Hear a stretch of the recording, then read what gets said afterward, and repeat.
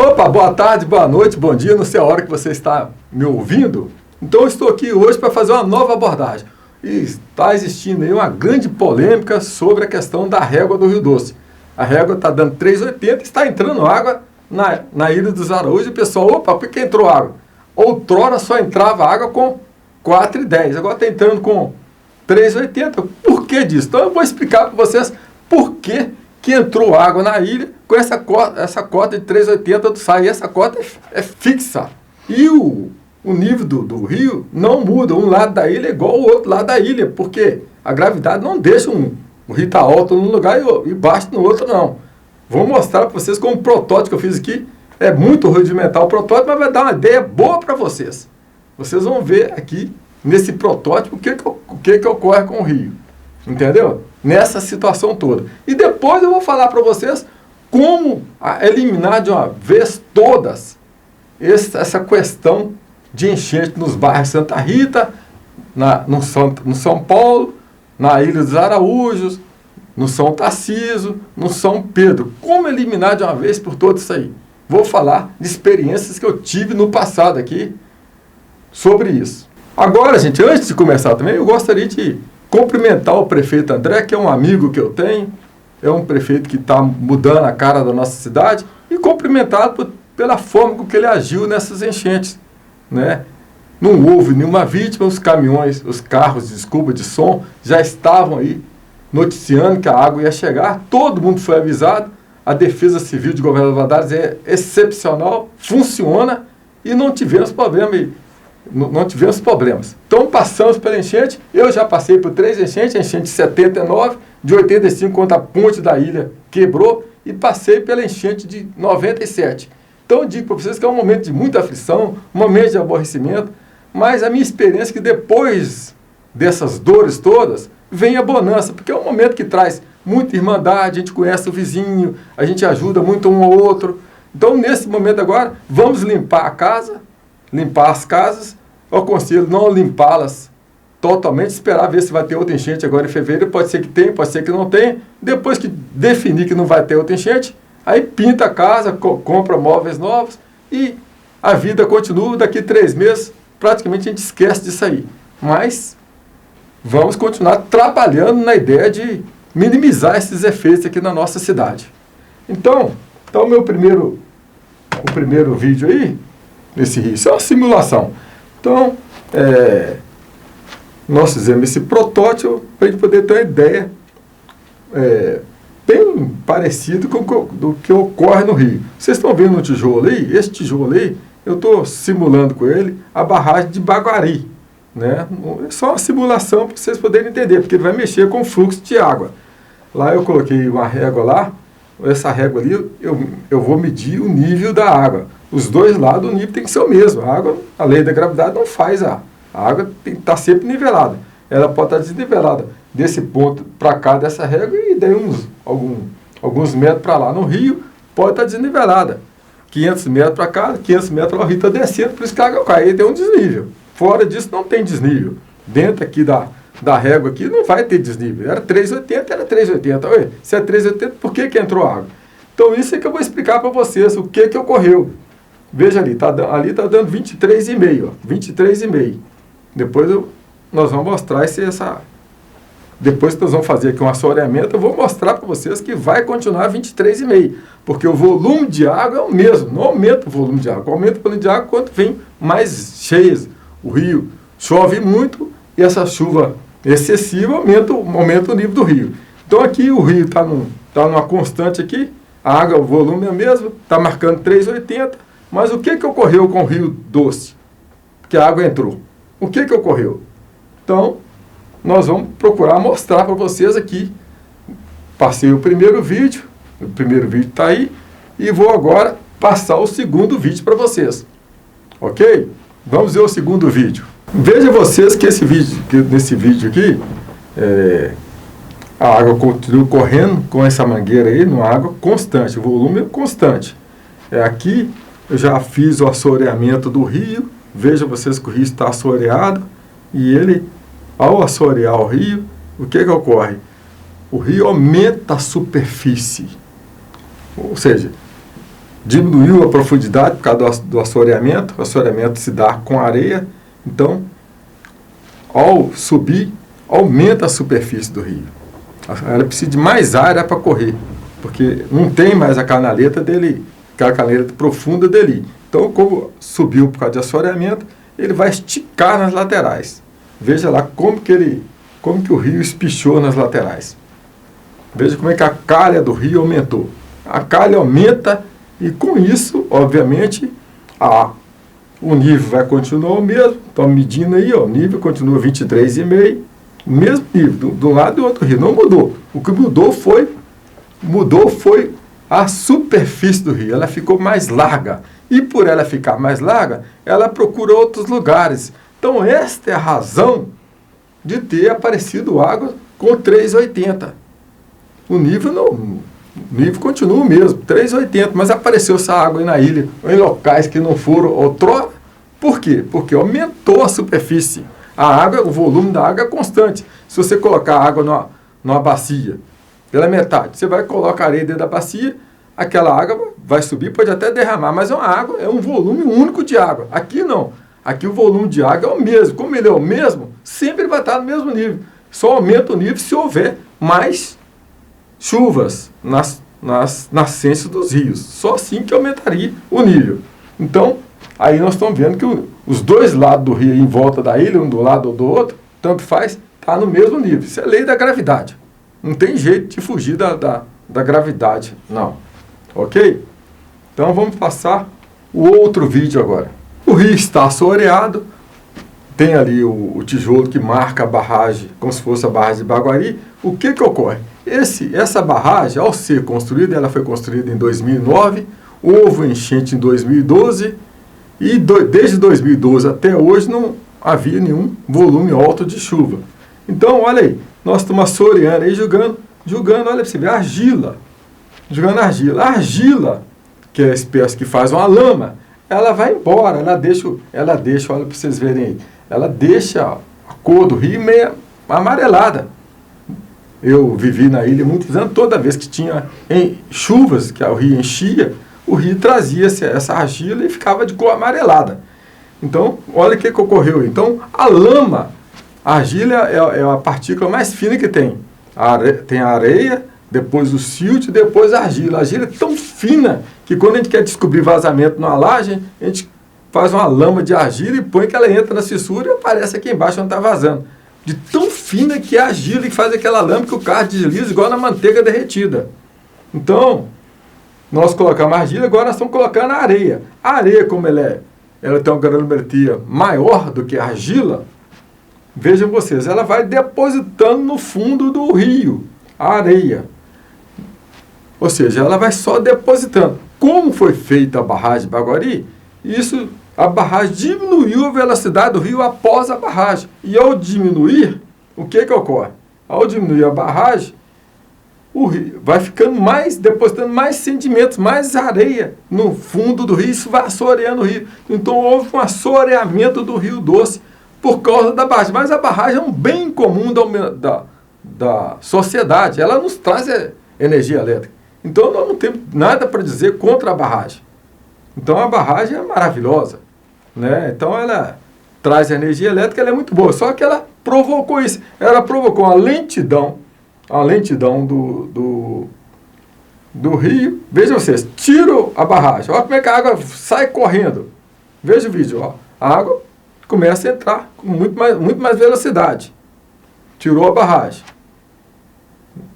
A água começa a correr com muito maior velocidade, né? Então, se nós voltarmos a barragem para dentro, vamos voltar a barragem para dentro, a nossa simulação, que é um tijolo com 9 furos, voltou, a água já diminuiu a velocidade de novo, faz diminuir a velocidade, e isso vai causar mais depósito de areia. Então, quando eu era rapazinho, jovem, eu nadava muito no Rio Doce. Na época que o Rio Doce ainda era limpo. O Rio Doce não era essa sujeira que era hoje. Tem a ilha do Ingá, quem conhece a ilha dos Araújos? Ali tem a ilha do Ingá e tem uma outra ilha logo após a ilha do Ingá. Quando eu era rapaz, o rio estava vazio, eu saí, nadei a primeira faixa, porque tem uma faixa que fica mais fundo, nadei e fui ali cheguei entre as duas ilhas ali. Ao chegar entre as duas ilhas, tinha um banco de areia. E ali eu comecei a caminhar naquele banco, até que eu fui caminhando, bem depois da Ilha do Lingá, caminhando lá para o bairro Rivamar, para o lado da Ibituruna. E caminhei. Aí apareceu um outro caneletão, ou seja, um lugar mais fundo, nadei e fui parar lá do outro lado do rio. Ou seja, tinha aquele banco de areia ali. Eu lembro a areia até branquinha, bem limpa. O rio estava vazio e a areia estava limpa. E veja vocês que quando vinham umas chuvas fortes, essa areia dispersava toda. O rio levava essa areia e voltava a ficar fundo. Então eu conheço esse Rio Doce. Né? Porque eu nadei muitas vezes nesse rio quando o rio era limpo. Tem quantos anos isso? Mais de 40 anos que eu nadava demais no Rio Doce. Então eu conheço o Rio Doce com a palma da minha mão. Então o Rio Doce, o que ocorreu agora é que ele está assoreado. Não por causa da lama da Samarco. Ele está assoreado porque, como eu mostrei para vocês, a lama vai embora. Ele está assoreado por causa da baixa velocidade que provocou aí a usina de Baguari. Nós tivemos alguns anos aí agora, recentemente, eu nunca vi tanta pedra no rio aflorado igual eu via 2 anos atrás. O rio com a velocidade lenta e isso só depositando areia. A areia vai ficando. Quando chove, causa as erosões, a chuva ela traz com ela resto de vegetação, traz argila, traz areia. Por quê? Porque são sedimentos da natureza. Né? Mesmo no passado, sempre quando chovia forte, o rio trazia muita argila. Areia, argila, isso são o que ocorre nas encostas naturais. Há uma decomposição dos materiais, até a rocha decompõe, a rocha vai virar areia. A argila essa areia vai decompositando mais, vira um silt, vai entrando em mais uma outra decomposição para ações biológicas, físicas e químicas, até virar uma argila. E a argila, quando ela está seca, ela vira até um poeirão. Então a argila vai embora. Então a lama da Samarco, ela vai embora. Calcula-se que toda a lama da Samarco, se ela for espalhada na calha do Rio Doce, não dá nem 2 milímetros. Ah, mas não tem então problema não é essa marca? Não, é problema, porque tem um metal pesado. Existe um metal pesado. Ouça, estudem. Lá no Império Romano, muitas pessoas passaram problema por causa de chumbo. No início do século passado, houve muito problema nos Estados Unidos por causa de chumbo no mar. As pessoas estavam ficando doidas, né?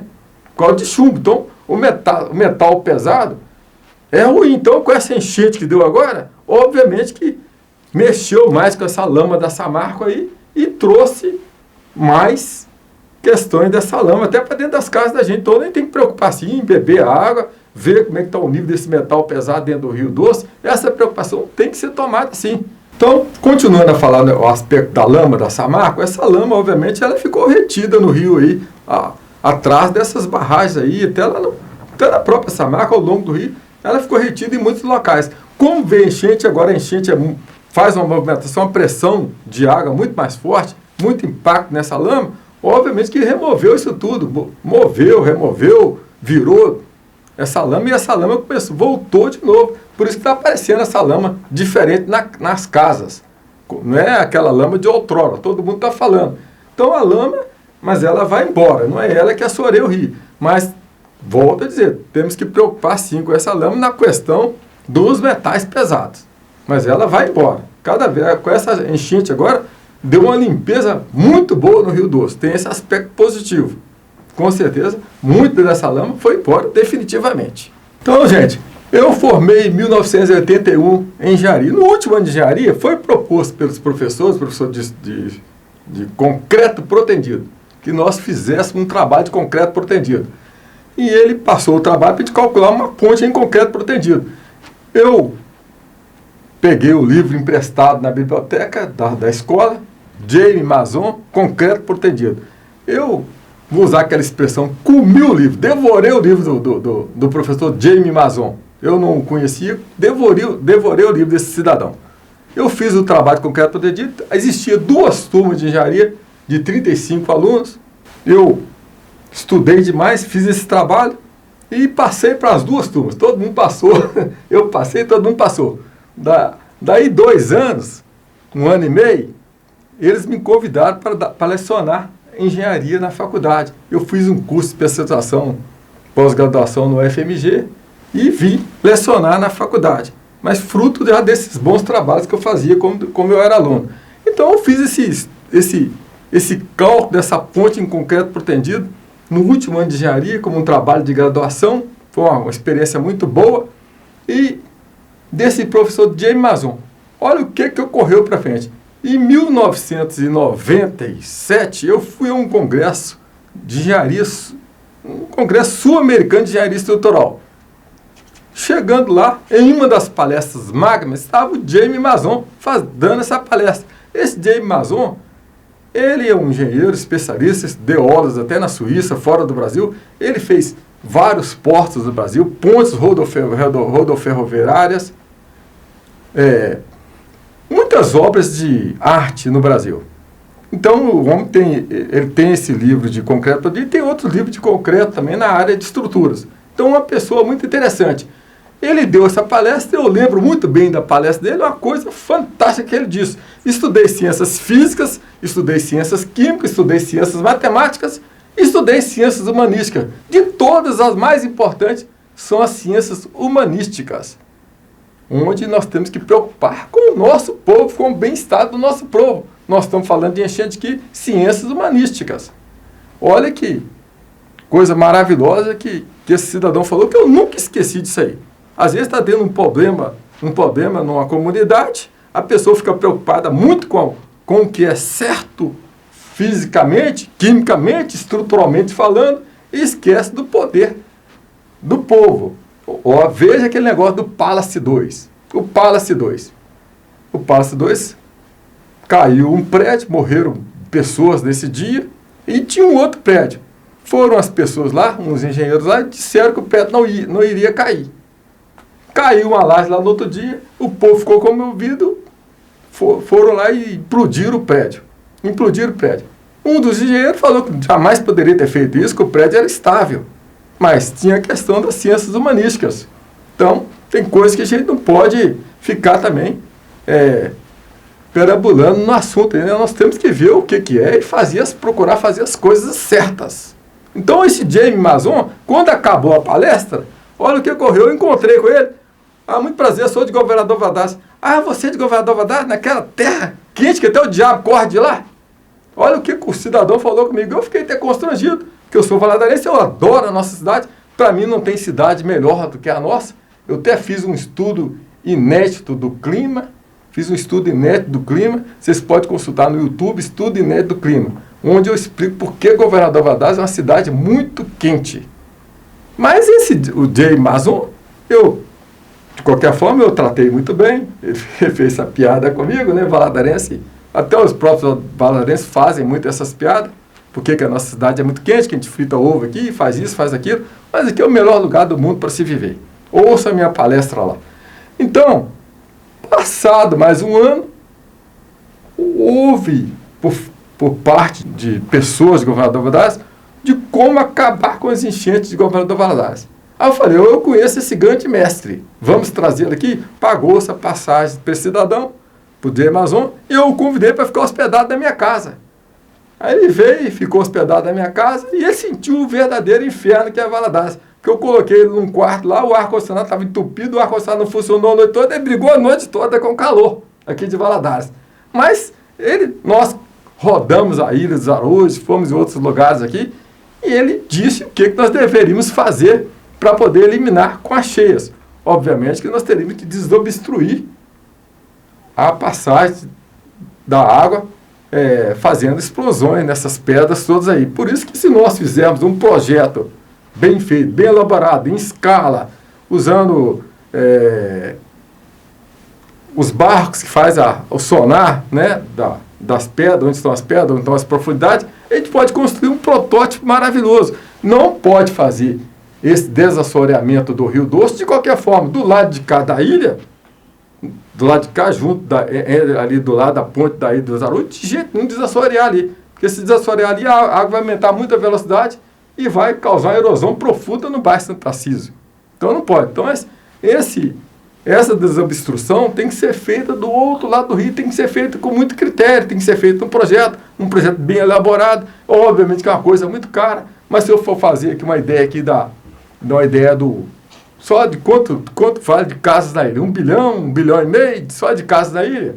Quanto tempo vai durar esse projeto? Em 1881, começaram a construir o Canal do Panamá. Existe o Canal de Suez, o Canal de Corinto. Então, o Canal do Panamá tem 77 quilômetros, como se fosse daqui a Ipatinga. E o primeiro autor de projeto foi o Gustavo Eiffel, que construiu a Torre Eiffel. Ele era um engenheiro, foi o primeiro a fazer o projeto. Fizeram o projeto que demorou demais a construir, morreram 27 mil pessoas, questões de febre amarela lá. Mas em 1914 foi inaugurado esse canal que passa em 14 mil navios por ano. Ou seja, a travessia do Oceano Atlântico Pacífico ou Pacífico Atlântico. Então foi um grande feito para a humanidade esse canal. 77 quilômetros.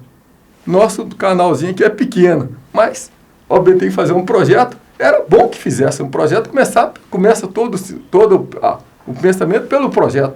Fazia um projeto e depois ia saber qual o valor do montante, quem sabe seria possível para nós um dia. Para mim nada é impossível, né? O Canal do Panamá tinha uma grande fonte de riqueza para sempre, né? Foi inaugurado em 1914 até hoje. Mas poderíamos estudar essa questão aí do canal nosso aí, de desobstruir esse Rio Doce aí, que seria uma coisa muito boa para acabar com esse aborrecimento tremendo que essa enchente nos traz. Seria algo maravilhoso. Então, esse canal de Suez, canal do Panamá, canal do Corinthians, estuda essa história aí, que são coisas muito interessantes. Então, eu espero que vocês tenham gostado da nossa palestra de hoje, dos nossos assuntos. E eu fiz mais 2 palestras que estão no YouTube. Uma chama-se Estudo Inédito do Clima e outra, Por que Brumadinho Rompeu. Inscreva-se no meu canal, Professor Hermes Vasconcelos.